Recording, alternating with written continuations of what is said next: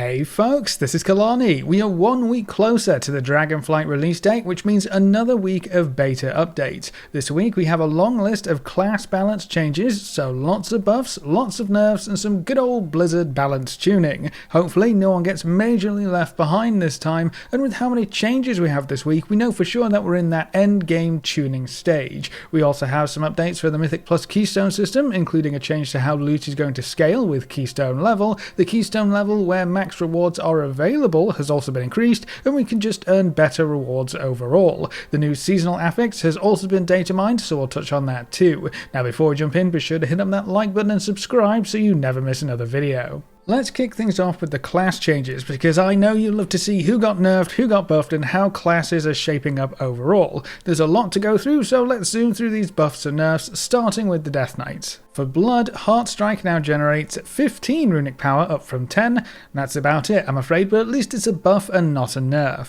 For Frost, they're going to see some damage increases almost across the board, and especially for a lot of their main abilities. Pretty big increases in some cases too, 15% and 20% in there will make sure Frost isn't being left behind. There are also some large increases to some of their buffs like Unleashed Frenzy and Pillar of Frost. All in all, these changes should bring Frost Death Knight up quite a few notches. For Unholy DK, it's a bit of a mixed bag. We have quite a few damage reductions on key abilities like Scourge Strike, Clawing Shadows, and even Festering Wound, but then there are large increases on things like Magus of the Dead. There are also some functionality changes which will also contribute to their overall performance. So some good, some bad, and we'll just have to wait and see for some of the rest. I actually like it when tuning is done like this though, because it moves damage around instead of just straight buffing or nerfing something. It gives you a bit of confidence that they actually know what they're doing. Moving on, Demon Hunters will see a larger change or nerf. Sigil of Silence has been moved out of the class tree and into the Vengeance tree, which means it will once again be Vengeance only.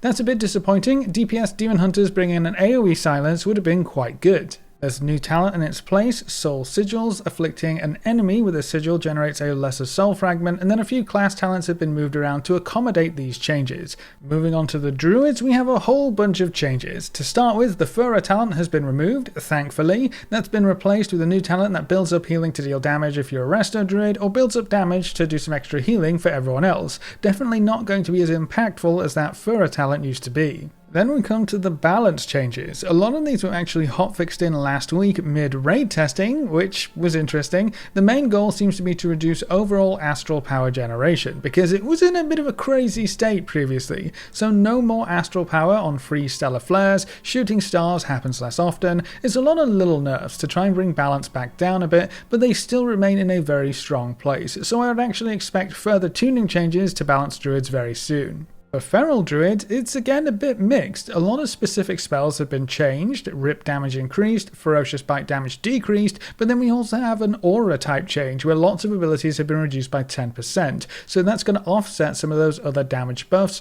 which is a bit odd. Convoke has also been nerfed for Feral, where it's going to use 4 combo point Ferocious Bites instead of 5 combo points, and then there's also been a lot of talent buffs and nerfs. It's relatively small changes, and it definitely seems like there are more nerfs than buffs overall. Feral should still be in a good spot though. They're actually looking great on the beta so far. For Resto Druids, a few things are getting nerfed, a few are still getting buffed, and there's a couple of switch arounds. You won't be able to extend rejuves quite as long or apply them quite as widely, but there seems to be a relatively balanced set of changes. And then we come to the Evokers. The starter builds for both specs have been improved, which is nice to see. Fire Breath has been redesigned to deal different damage dependent on your charge level, so lower charges deal less instant damage but more damage over time over a longer duration, and higher charges deal more instant damage with less damage over time but a shorter duration. So choosing how to use your Fire Breath is going to be pretty important. There are also some talent changes which all seem like small buffs. For Preservation, the starter build was updated, a talent was moved around, and a 3-point talent was changed into a 2-point talent,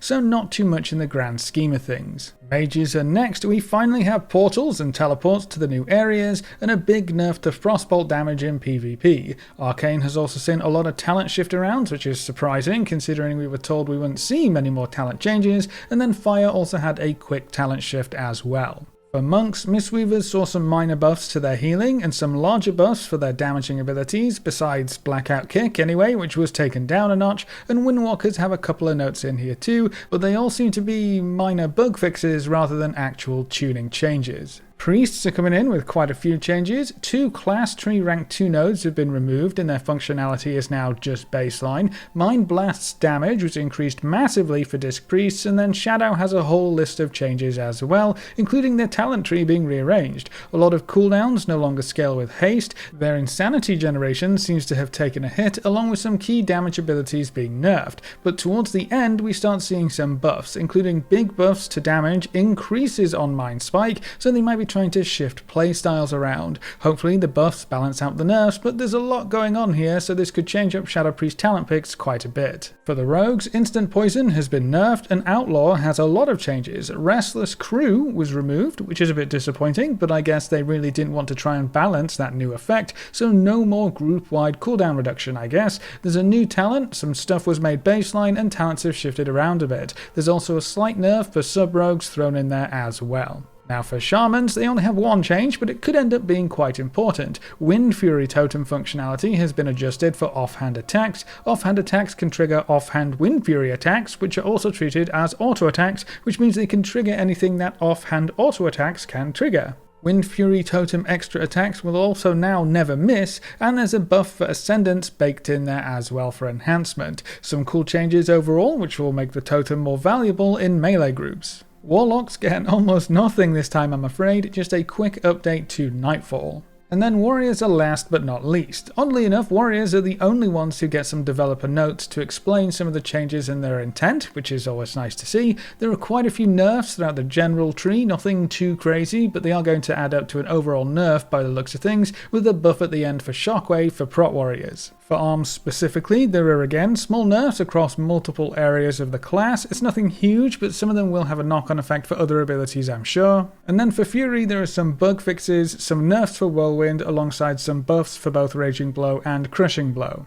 Prot has a longer list and seems to be nerfs for the most part. There's quite a bit of rage generation nerfs in a variety of areas, plus some damage nerfs thrown in for good measure. So, as you can see, lots of changes still coming through for classes, but most importantly, they have definitely started the tuning and balancing portion of the testing cycle in earnest, which is good, because we're coming up on the last leg of this beta test. The expansion launches in just under 8 weeks, so it's a race against the clock at this point, assuming they don't pull a Shadowlands and delay the expansion by another month. Now moving on, this build also introduced changes to the Mythic Plus reward structure. It looks like our rewards from both in-dungeon chests as well as weekly vaults, which will exist in Dragonflight if you're unaware, both reward types will cap out in plus 18 keystone dungeons. Throughout Shadowlands, the rewards always capped out in plus 15 dungeons, so we can earn additional rewards for 3 keystone levels, I guess. But does that mean that the rewards are just spread out more, or can we actually get better rewards from Mythic Plus in Dragonflight?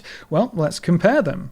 Here is a list of the current data mined rewards in Dragonflight. Remember, these are data mined and we are still in beta, so this is subject to change and could change before this goes live. Here's how it currently looks. We start down at 376 for the end of dungeon chests, and we work our way up to 402 gear from the plus 18 keys.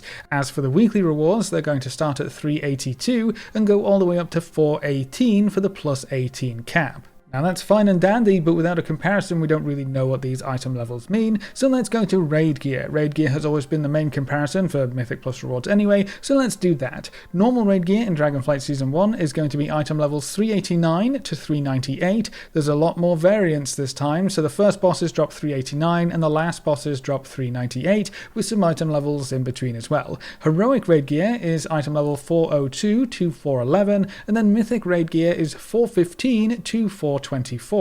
So how does that compare? Well, if we line it up with the previous chart, for the end of dungeon chest rewards, you'll start to earn normal raid equivalent gear at plus 10 keys, up to plus 16 keys, that's the normal raid bracket right there, and then plus 18 keys, the very max end of dungeon chest rewards, will be on par with the earliest heroic raid gear rewards. For weekly box rewards, normal raid gear is between plus 6 and plus 12, heroic raid gear is between plus 13 and plus 16 rewards, and then plus 17 and plus 18 start to poke into mythic raid gear level. It's worth noting that the highest mythic raid gear is still higher than the highest mythic plus weekly rewards here. Mythic raid caps out at item level 424, while mythic plus caps out at 418. Let's quickly compare that to Shadowlands. End of dungeon loot currently caps out at 288, with weekly rewards capping out at 304. Heroic raid loot is set at 291, while Mythic raid loot is set at 304. So in Shadowlands, you could not get up to heroic raid gear in Mythic Plus, and now you can in Dragonflight. And while the weekly rewards did reach up to Mythic raid, you can go a little bit further than that in Dragonflight as well. You can get one step up into Mythic raid loot variant. So, all in all, you can actually get better rewards from Mythic Plus in Dragonflight. You'll just have to run some higher keys to get your hands on it, which is a great way to do things in my opinion. Instead of making it easier to get high rewards or harder to get lower rewards, they just stretched out the reward track slightly. Plus 15 will be just about as rewarding as it previously was, but now you are also rewarded for going up to higher keystones. This is going to be very interesting, with all rewards and all raid difficulties being unlocked at the same time, so we'll have to wait and see how it all pans out. Speaking of Mythic Plus rewards, we have our first look at the new Keystone Master Achievement reward coming in the first season of Dragonflight. This is the Hailstorm Armadon. It has big horns, lots of spines, and a rather nasty looking tail. It's kind of a cross between a crocolisk and a dragonkin. I definitely wouldn't want to see this thing charging towards me. It's also a pretty big change coming from the Death Elementals that were the Keystone Master rewards for the entirety of Shadowlands. I'm all for changing things up. It's definitely different, but it's not quite as exciting, and it doesn't have quite as imposing of a silhouette. With that being said, I do think it looks cool. It fits in with the theme of dragons with those massive horns and huge jaws, so it's going to be a much sought after reward. But my main concern with the model is that it's going to be reused over and over again. If this model is obtained through other means in Season 1, that's going to make it less interesting, and if they go the same route that they did in Shadowlands, where they just reuse the same mount model over and over again but give it a different paint job, I don't think that's going to work quite as well with this mount. The Death Elementals were great models, and even then they got kind of boring by the end of Shadowlands. Now with that being said, there is some interesting potential here thanks to the Dragonflight theme of elementals. This one is clearly based upon frost, so we might see the same model but with a fiery theme or an earth or stormy theme. That would be cool, but I would rather see those models come from other areas of the game in Season 1 rather than them lining up this model to be the only mount reward from the Keystone Master achievement for the entirety of this expansion. It's also kind of weird to me that they decided not to use dragon riding customization options for things like Keystone Master. Those are the mounts we're riding around on the most anyway, and they already have some cool options like this Gladiator armor set. It seems like a wasted opportunity, but maybe they'll do that for future seasons. And then the last piece of news we have for this build regarding Mythic Plus is the new seasonal affix Thundering. This sounds kind of like Quaking, or potentially the projectiles from Prideful, not too sure. While in combat, players are periodically caught in Razagast's Unending Storm. As the storm passes, players discharge excess energy that can damage and stun allies. So this could be a circle around you, or you could fire out stormy projectiles, or it could cause you to leave a little storm puddle wherever you walk. We aren't entirely sure, and we can't test it right now on the beta, so we're just going to have to wait until Mythic Plus testing starts up, which should hopefully be with next week's build. It's still incredibly late in the testing cycle, but I'll keep my fingers crossed that there aren't any huge flaws or bugs with the dungeons in general. But that's all the big updates in this week's beta build. What do you think of those class changes? Are there any classes you feel need more attention than others? And what do you think of Mythic Plus rewards getting bumped up just a little bit? Leave all your thoughts in the comment section below. A big thank you to all of our supporters over on Patreon and to everyone who subscribed on Twitch. You can see the names floating by on screen. If you want to see more videos like this, make sure to subscribe and ring that notification bell so you never miss another video. Thanks for watching folks, good luck and have fun, and as always I'll see you next time.